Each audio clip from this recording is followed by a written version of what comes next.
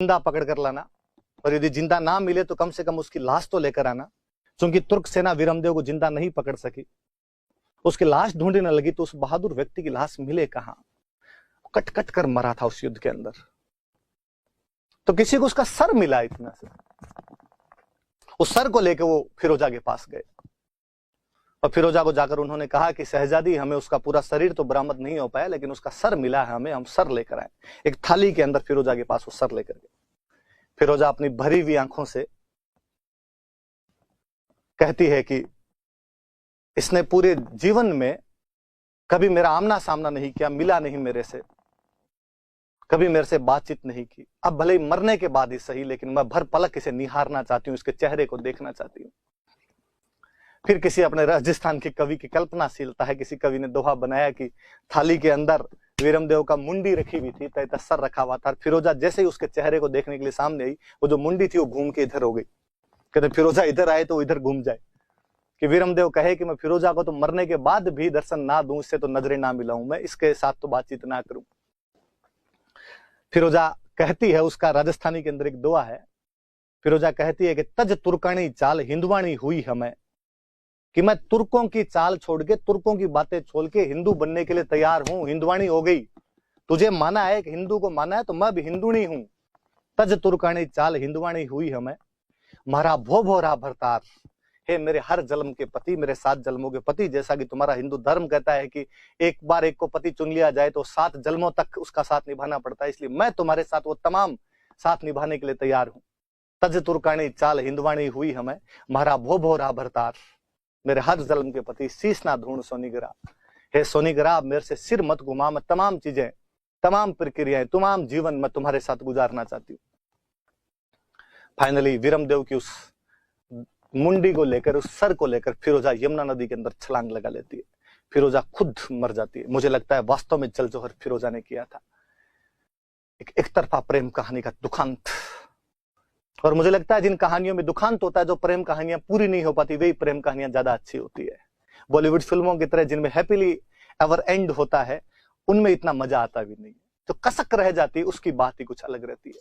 यहाँ वीरमदेव फिरोजा की कहानी में हमें वो देखने को मिलता है कि वीरमदेव अपने असूलों पर, अपने धर्म पर अड़ा हुआ, और फिरोजा अपने उस प्यार पर अडिग थी, उस पर अड़ी हुई थी। वीरमदेव की फोटो आप वाकई देखेंगे तो वाकई एक हैंडसम राजकुमार की किसी ने फोटो बनाई। ये कानड़देव सोनग्रा की फोटो है। दो दोहे जो मैंने बोले, मैंने तो खूब सारे बोले यार, लेकिन ये 2 काम के। जब वीरमदेव रिप्लाई करता है कि मामोला जे भाटियान कुड़ला जे चौहान जे प्रणुजू तुर्कड़ीन उल्टो उगे भाण, या वो जब वो कहती है कि तज तुर्कानी चाल हिंदवाणी हुई हमें, भो भोरा भरतार शीश ने ढूंढ सोनीगरा, घुमा मत सिर को मेरे हर जन्म के पति। फिरोजा मैंने बताई दिया आपको कि अलाउद्दीन खिलजी की पुत्री थी, जो वीरमदेव से एक तरफा मोहब्बत किया करती थी।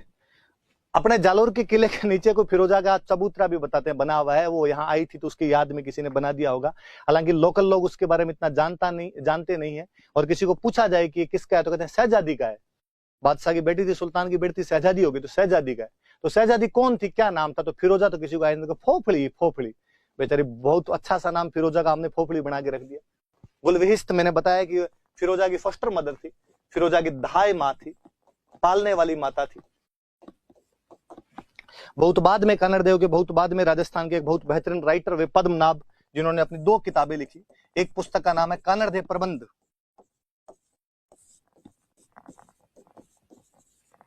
एक किताब का नाम है वीरमदेव सोनग्रारी वात। एक पिता पे और एक पुत्र पे,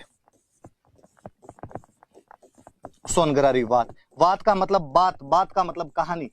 अपने राजस्थानी के अंदर ये नहीं कहते थे कहानी सुनाओ, अपने कहते थे बात मांडो। कहानियां सुनाई नहीं जाती, मांडी जाती है, चित्रण किया जाता है उनका, कि जब कोई कहानी सुनाए तो आपकी आंखों के सामने वो चित्र गुजरे। यदि कहानी सुनाने वाला वैसा चित्र उपस्थित कर देता है तब तो उसकी सफलता, और यदि चित्र उपस्थित नहीं कर पाता तो कहानी मांड नहीं रहा है, बात मांड नहीं रहा है, केवल सुना रहा है आपको। और मैंने बताया था गुजरात का टच करता हुआ भूभाग बै को वह बोलता है, तो वीरमदेव सोनग्रारी वात और कानड़देव प्रबंध नाम की 2 पुस्तकें किसने लिखी? पद्मनाभ। ये भी ध्यान रखना, कईयों के दिमाग में उठेगा सर वही पद्मनाभ है क्या जो पृथ्वीराज चौहान के टाइम में था? तब सोचना कि इन दोनों के बीच में 200 साल का, लगभग 100 साल का टाइम पीरियड है, तो इतने में वो तो आदमी क्या रहा होगा, दूसरा आदमी है ये कोई। ये किताब तो इधर हमने मांड के बताई आपको, कानड़देव प्रबंध जालोर के किले पर, और एक मैंने और बताई जिनकी पद्मनाभ की किताब, आप चाहो तो मैं यहाँ पर वापस लिख देता हूँ। वीरमदेव सोनग्रारी वाद।